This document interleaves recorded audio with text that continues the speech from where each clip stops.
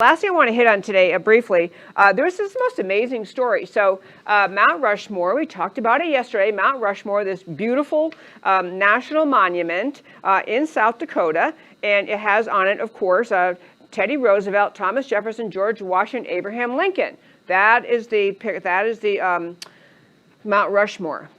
So President Trump had the idea, because it's such an iconic symbol of America, you know, these four faces carved in the mountains of South Dakota, that he's doing a July 4th celebration there. A July 4th celebration that's intended to have fireworks, and everyone's going to see, celebrate that. And it's a very Americana, American history, love of America. You know, our family did a drive around the country. When the kids were growing up, we have 3 kids who are now grown. We drove around the country and saw, the national parks and the monuments, and we went hiking and camping. It was really, really fun. We had a trailer and just had a really great summer vacation one year. Mount Rushmore was pretty much everybody's favorite. It's so powerful. It's so, in our family, I mean, so powerful, so symbolic of America's goodness. So there you have, Trump's decided he's going to have a July 4th celebration there, including with fireworks. So I want to ask Matt the Wonderful to put up a tweet that came from the Democrat Party. This is the Democrat Party put up this tweet about the Trump plan at Mount Rushmore on July 4th. And that is, if we have it, there we don't. Okay, there we go. Trump. This is the Democrats. This is the Democrat Party. Mind you, they quick took it back down when they realized how bad it was. Somebody, like a grown-up in the room, said, hey, wait a minute, we shouldn't be tweeting this out. Trump has disrespected Native communities time and again. He's attempted to limit their voting rights and block critical pandemic relief.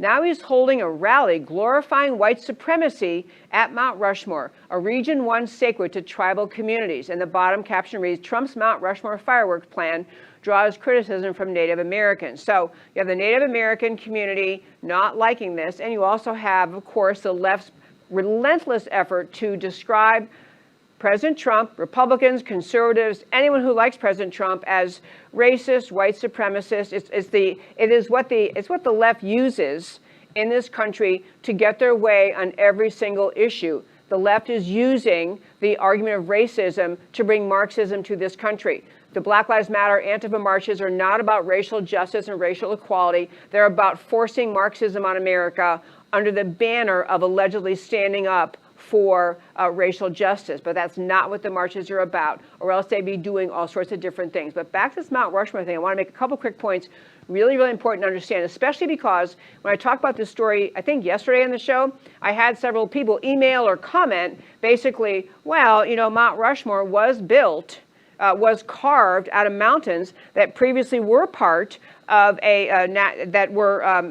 Native American territory at some point, and they had and they have Native Americans who are opposed to this because they are opposed to the existence of Mount Rushmore. They're opposed to the idea that we would honor Mount Rushmore as symbolizing America, and they're offended that this is land that the Native Americans are saying was, in fact, theirs originally. And that's the point I want to get to in one sec. But one other thing about Mount Rushmore. So a recent poll of liberals and extreme liberals in this country, 44% of liberal respondents and 58% of very liberal respondents agree Mount Rushmore should be destroyed, should be eliminated. I don't know, you can blow up the mountain. I don't know what they're thinking about. But I really, really want to get at this point that why the left hates the symbolism of Mount Rushmore, why they are complaining about the idea that there's going to be July 4th celebration there and that President Trump is going to have a fireworks show. It's because those images, that park, that carving in the mountain of the 4 presidents is symbolic of love of America, of the goodness of our country, and this is what drives the left nuts. You've got to start to get this idea. Leftism in America today, not just Antifa, not just the extremists, not just Occupy Wall Street. The left in America today is profoundly hateful of America. They hate the idea of America. And why they hate the idea of America is what you were hearing from a moment ago from Star Parker and my show we've been talking about, is because we've had hatred of America woven into the fabric of education in this country for decades. But back to Mount Rushmore, why the left is driven so nuts about this is because it's a brilliant idea of reminding people of our national heritage, the greatness of our national heritage, the greatness of our country. This is what drives the left nuts, that President Trump is going to commemorate Independence Day at such a patriotic location as Mount Rushmore. But I want to address the whole argument about Native Americans having opposition to this. And there were statements by leaders in Native American groups saying, this is really offensive. And by the way, that tweet I just showed you, it was up for a while before someone, like a grown-up in the Democrat Party, said, hey, wait a minute, we shouldn't be tweeting this out. But I'm getting the idea that there have been Native Americans commenting. I'll just give you one example.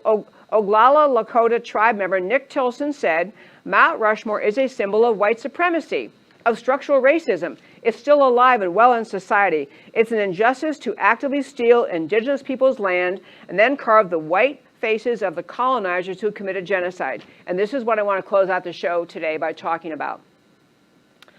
I did a quick Google search of, who owned various lands basically in North America, including the Mount Rushmore area, which Native American tribes were there. And I want to make something crystal clear. We're going to get to the settlers coming, the settlers from Europe in a moment. But the Native American tribes in what we now call United States of America, what we now call Canada, there were Native American tribes spread all over that arena, that area. They literally engaged in war after war after war after war after war against each other. There were wars especially that sprung up when there was drought, when there wasn't enough rain, crops weren't growing. But the farce that the left tries to paint of a peaceful place in North America, what we now call United States of America and Canada, where peaceful Indian tribes lived in peace and had, just a lovely, peaceful community, and everything was perfect until the settlers came along, is hogwash. I Googled it today, just, in 20 minutes before I left home today. There are dozens of books written recounting all of the battles between one tribe, the next tribe, which tribe tried to conquer which ones, the violence, the taking of scalps, which is a trendy thing in some tribes.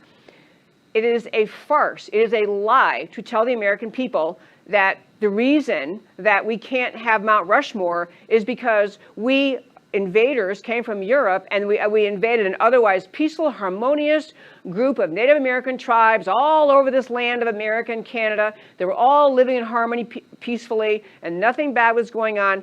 I mean, that literally historians have written encyclopedic level books describing all of the ongoing warfare and violence between many and among the Native American tribes. That's just reality. So the farce that there was this peaceful land that got invaded by the European settlers is just a farce. Second point. This is also true. What happened with settlers coming to America has happened throughout world history in every region of the world. Until we had the concept of nation states, which still has not ended invasion by one state into another, but until we had that idea of nation states, we had endless battles of various groups claiming a certain piece of geography, a certain piece of dirt on the earth, and some other group invading and taking over and conquering. This is human history. This is not just a history of America and the white supremacists that the left are always getting at. It's the history of the world. It's the history of the way the world evolved until we got to what we now call civilization, which is we have countries with structure, with laws, with governance, with a government in charge. The Native American communities scattered throughout what we now call America, never had a one nation.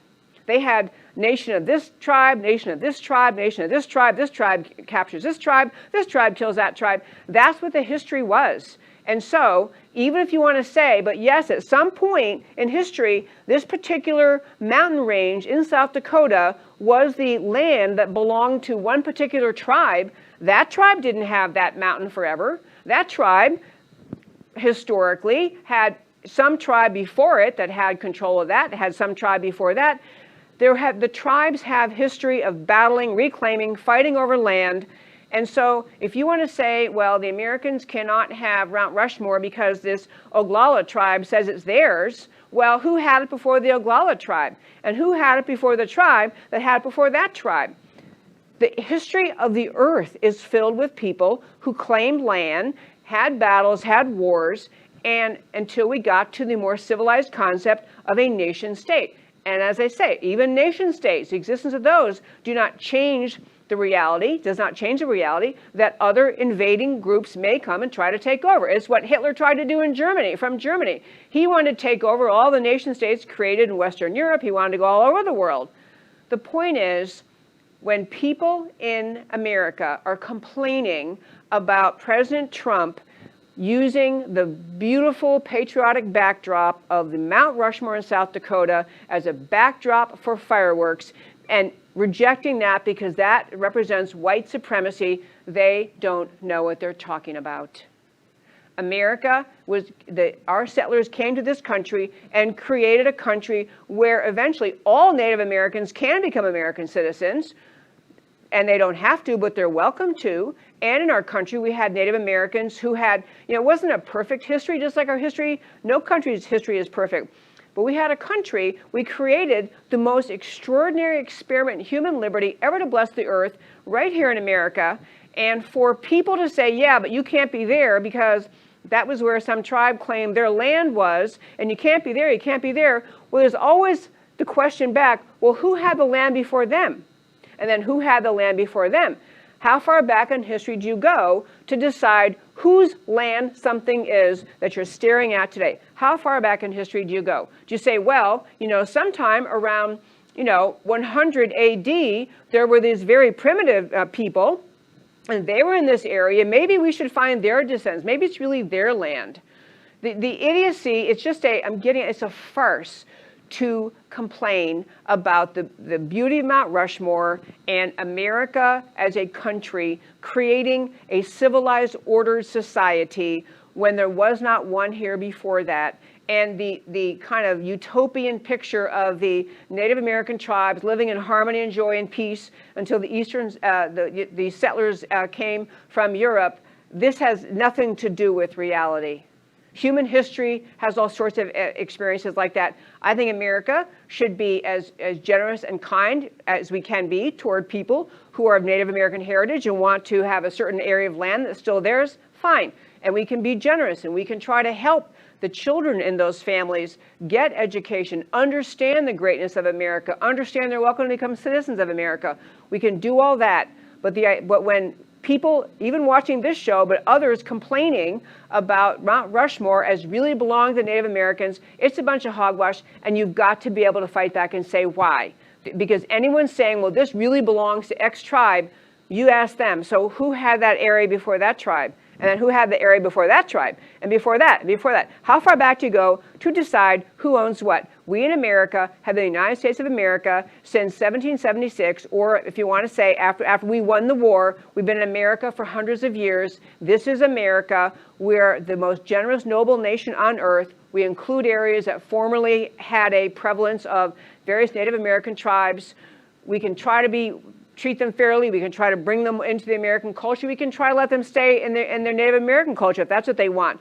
We're not going to destroy America and the idea of America because someone puts the word white supremacist as a criticism for celebrating the July 4th holiday at Mount Rushmore.